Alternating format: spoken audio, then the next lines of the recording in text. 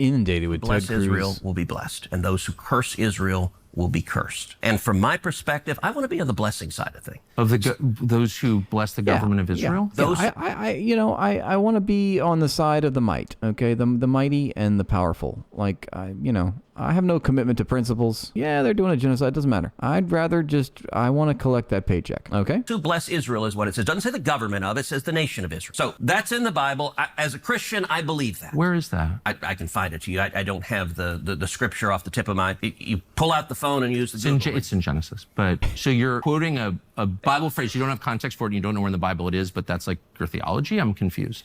What does that even mean? Yeah. Tucker. Tucker, you're starting to sound a little anti-Semitic. I'm just going to cut you off right there, okay? We can't talk about it anymore. This interview's over. Don't be a hater, Tucker. Come on now. It's in the Bible. He's like, yeah, it's in Genesis. There's also this talking snake that was in the Bible as well. I mean, do you believe that snakes can talk then? Do you believe that bushes can catch fire and then speak to you? What else in the magic book is real? Well, those parts aren't real, but the stuff about Israel, yeah, that's right on point.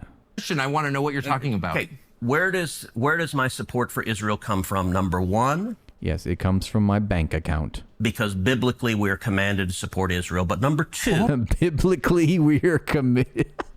That's the face you're supposed to make when they start repeating this religious extremist zealotry. I'm not holding on. He's like, no, you gotta accept it. It was biblical, man. That's why I support Israel. It's all goes back to the Bible. Hold on, you're a senator, and now you're throwing out theology, and I am a Christian, and I am allowed to weigh in on this. We are commanded as Christians to support the government of Israel? We are commanded to support Israel. And what does that mean? This is great. I love this. We're told those who bless Israel will be blessed. But hold on, define Israel. This is important. Are you kidding?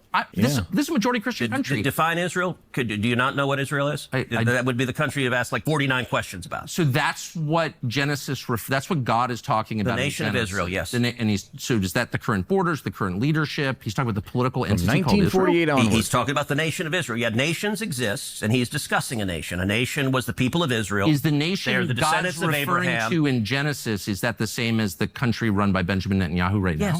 Yes. It is. Okay. And by the way, it's not run by Benjamin Netanyahu as a dictator. It's a democratic country that elected. He's the prime minister, right? He's like, I'm just preempting you, just in case you were going to go there. Like, he's not a dictator. I never said he was a dictator. Just said he was running the country. He is the prime minister. The buck stops there. But he's not a dictator. Well, nobody said anything about that. Anyway, getting back to the Bible, which is guiding your foreign policy, right? As a U.S. senator in 2025, everyone must die for Israel. Just like, America is the country run by Donald Trump. No, actually, the American people elected Donald Trump. The same principle is there. This is silly. I'm talking about making a semantic argument. The political entity of modern Israel. Yes, and that is You believe Israel. That's what God was talking about in Genesis. I do. But that country's existed since when?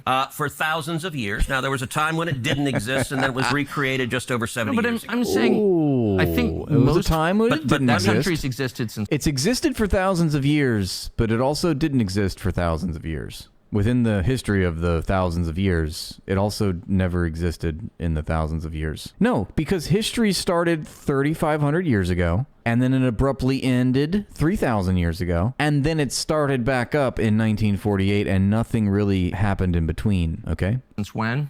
For thousands of years. Now, there was a time when it didn't exist, and then it was recreated just over 70 years ago. I'm saying, I think most people understand that line in Genesis to refer to the Jewish people, God's chosen people. That's not what it says. Okay, Israel, but you don't even know where in the Bible it is. Yeah, fascinating stuff. And I'm sorry, Iran is the religious extremist here in this equation? I'm sorry, the H group in Gaza are the religious extremists? So everything that was how the borders were drawn in the Babylonian Empire, we should all everything has to go back to that then? I mean, if you're saying we all have to go back to biblical times, then, I mean, everything should be going, right? No, just the Jews, just Israel. Should we also, introduce, all the old, Hammurabi's Code and, should we reconstruct the Roman Empire? Does France actually belong to the Romans now? How do we play this game here? I really want to know.